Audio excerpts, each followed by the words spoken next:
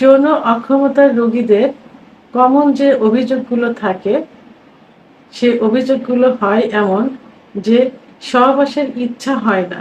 অর্থাৎ স্ত্রীর কাছে গেলে, পার্টনারের কাছে গেলে সুন্দরী মহিলা দেখলেও, সুন্দরী মেয়ে দেখলেও সহবাসের অর্থাৎ সেক্সুয়াল কোনো ইমেজ বডিতে আসে না।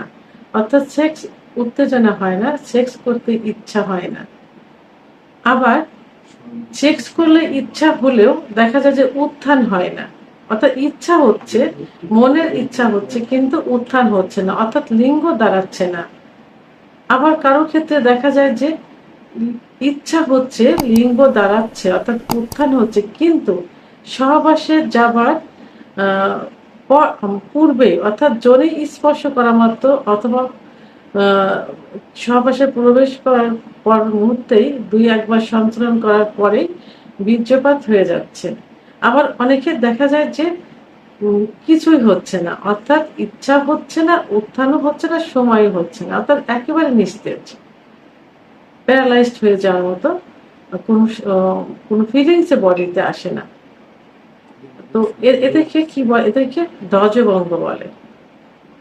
ইরেকটাইল ডিসফাংশন অর্থাৎ উত্থানজনিত সমস্যা রোগীদের বেশি হয়ে থাকে। আবার দেখেন প্রিম্যাচিউর ইজাকুলেশন অর্থাৎ দ্রুত বীর্যপাতও বেশি হয়ে থাকে। কিন্তু সবগুলো মিলে যাদের আসে সেটাই হলো ধ্বজভঙ্গ। এই ধ্বজভঙ্গ রোগী সাধারণত আমরা জেনে থাকি যে 40-এর পরে যে অর্থাৎ 45-50 এই রোগী বেশি দেখা যায়। এই যৌন অক্ষমতা, এই ধ্বজভঙ্গ রোগী বেশি দেখা যায়। কিন্তু এখন দেখা যাচ্ছে যে 30-এর পরে যে, 25-এর পরে যে, এমনকি 21-22 বছরের ছেলেরা বলে থাকে যে আমার কোনো ইচ্ছাই নেই, কোনো অনুভূতিই নেই, লিঙ্গ উত্থানই হচ্ছে না। সর্বদিক থেকে এরা যৌন অক্ষমতায় ভুগছে। আবার কারো কারো অভিযোগ থাকে যে লিঙ্গ একেবারে ছোট হয়ে গেছে, চিকুন হয়ে গেছে, আগামোটা গোড়া চিকুন, নিশ্চিত অবস্থায় থাকলে মনে হয় যে ভিতরে একদম প্রবেশ করে গেছে, লিঙ্গ বাইরে থেকে দেখা যায় না। তো বিভিন্ন অভিযোগ যৌন অক্ষমতার। তো বিভিন্ন অভিযোগের কারণে এরা বিভিন্ন ধরনের ওষুধ খেয়ে থাকে। কেউ দেখা যায় যে অন টাইম ট্যাবলেট খেয়ে থাকে। আর অন টাইম ট্যাবলেট খেয়ে বেশি ক্ষতিগ্রস্ত হয়ে থাকে, যেমন কিডনি ড্যামেজ হয়ে যায়। অর্থাৎ একটা ট্যাবলেট খেলে আমার মনে হয়, আমি যে ভয়টা পেয়ে থাকি যে কিডনি ড্যামেজ হয়ে যাবে, অর্থাৎ হয়ে গেছে। আর যদি দিনের পর দিন এইভাবে অন টাইম খেতে থাকে তাহলে কি হবে? কিডনি তো ড্যামেজ হবেই। একটা সময় দেখা যাবে অন টাইমে কাজ করবে না। চিকিৎসা নিতে যাবেন, কোনো চিকিৎসাতেও কাজ হবে না। আবার কেউ দেখা যায় যে বিভিন্ন কবিরাজ, হাকিম যারা এই বিষয়ে অভিজ্ঞতা নেই, কোনো ডিগ্রি নেই, বিভিন্ন হালুয়া, বিভিন্ন পাউডার দিচ্ছে যে অন টাইমের কাজ করছে, আরো বেশি রোগীদের অভিযোগ থাকে যে মানে 2-1 দিন ভালো দেখা যায়, পরে যে এমন ক্ষতিগ্রস্ত হয়ে যায় যে যেটা কোনোভাবেই আমরা আর ঠিক করতে পারি না। তো এইসব রোগীদের জন্য, একদম শেষ হয়ে যাওয়া রোগীদের জন্য আজকে আমি একটি মাত্র আয়ুর্বেদিক হালুয়া নিয়ে আলোচনা করব, যে হালুয়াটি সর্ব বিষয়ে যৌন অক্ষমতা রোগীদের ক্ষেত্রে গুরুত্বপূর্ণ ভূমিকা পালন করে থাকে এবং সর্ব বিষয়ে যদি সঠিকভাবে খাওয়া যায় এবং মানসম্মত কোনো আয়ুর্বেদিক কোম্পানির হালুয়া হয়ে থাকে, তাহলে অবশ্যই 1 থেকে 3 মাসের ভিতরে সম্পূর্ণ ঠিক হয়ে যাবে। প্রথম মাসে ভালো হয়ে যাবে, কিন্তু আরো 2 মাস খেতে হবে পুরা স্থায়ী হওয়ার জন্য। তো আজকে যে আয়ুর্বেদিক হালুয়াটি বলবো সেটা হলো সঞ্জীবনী মোদক। এই হালুয়াটি খুবই নামকরা একটা আয়ুর্বেদিক হালুয়া, যে হালুয়াটি উৎপন্ন করতে অর্থাৎ তৈরি করতে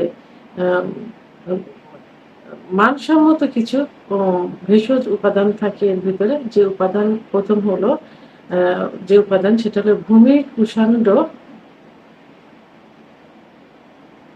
কুলেখাড়া, গোবর, শতমূলী, অশ্বগন্ধা, যষ্টি মধু এবং আলকুশি গোড়া ইত্যাদি মিক্সড করে এই হালুয়াটি তৈরি করা হয়ে থাকে। আমি যে উপাদানগুলোর কথা বললাম, উপাদানগুলো কিন্তু প্রত্যেকটি যৌন অক্ষমতা রোগীদের জন্য খুবই ভালো ভেষজ উপাদান।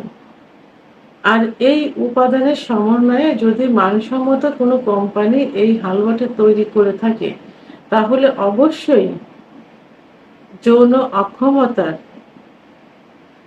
যত রকম যৌন অক্ষমতা থাকুক না কেন, সব যৌন অক্ষমতাই ঠিক হতে সক্ষম। তবে হ্যাঁ, এক্ষেত্রে এই হালুয়াটি সেবনের পূর্বে অবশ্যই কি কারণে এই সমস্যাটা হলো, সেই সমস্যাটা থেকে কারণ থেকে প্রথমে বিরত থাকতে হবে। যেমন হস্তমৈথুন, বিছানায় ঘর্ষণ, সমকামিতা, স্বপ্নদোষ, অতিরিক্ত যৌন মিলন, এগুলো থেকে বিরত থাকতে হবে। এবং 25-এর পরে গিয়ে, অর্থাৎ যারা ডায়াবেটিস, উচ্চ রক্তচাপ, লিভারের সমস্যা ইত্যাদি সমস্যায় ভুগছেন, তাদেরকে অবশ্যই ডায়াবেটিস কন্ট্রোল রাখতে হবে, উচ্চ রক্তচাপ কন্ট্রোল রাখতে হবে, লিভার ঠিক রাখতে হবে, এবং হার্টের সমস্যা থাকলে ভালো একজন ডাক্তারের অধীনে থাকতে হবে।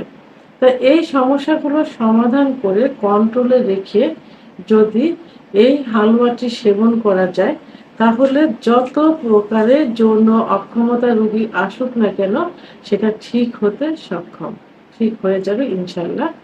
তাই আমি যে সঞ্জীবনী মোদক হালুয়াটির কথা বললাম, আপনারা এই হালুয়াটি ভালো মানসম্মত একটা আয়ুর্বেদিক কোম্পানি দেখে কিনবেন। বাজারে বিভিন্ন কোম্পানি বিভিন্ন নামে ছেড়েছেন, তার ভিতর সব থেকে ভালো কোম্পানি বেছে দেখে কিনবেন।